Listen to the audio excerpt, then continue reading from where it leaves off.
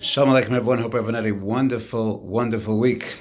There's a well-known phenomenon that's discussed in economic areas and psychological areas, what's known as the butterfly effect. The butterfly effect basically says that a butterfly can flap its wings, and if certain conditions are so perfect, so the wind from the butterfly's wings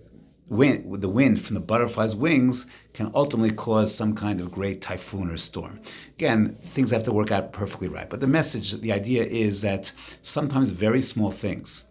If I have a child with a lemonade stand and the child smiles at customers, so that small gesture can go ahead and have ripple effects. Child tells child, then the child's other friends start to come, then the mayor's son comes, the mayor speaks about it, and all of a sudden, boom, things can have ripple effects. That's called the butterfly effect. We see that in this week's parsha.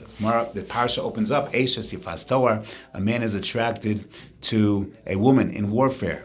He's lustful, and the Torah, Dibra Torah Keneged Yetzer Hara, he's allowed to take her for a wife.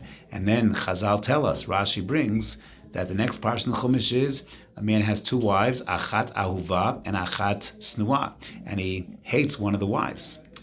And Chazal say that's this Eishes Yifas Toar that he took. And perhaps it's not only his hatred for her, but it's like a self-loathing. Look what I stooped to. Look what I fell to. How could I do this? And he starts to hate this wife. And then the next parsha is, of course, the parsha Ben Sorer Umoreh.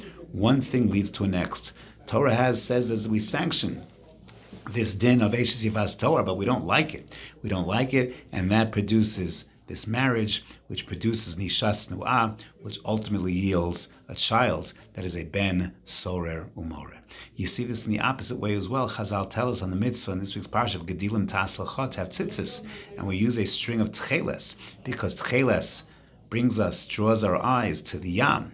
It's the same color as the yam. Yam is doma l'rakia, and rakia, now we look heavenly and we think about kisi hakavod. Avera goreres avera, mitzvah gorer mitzvah.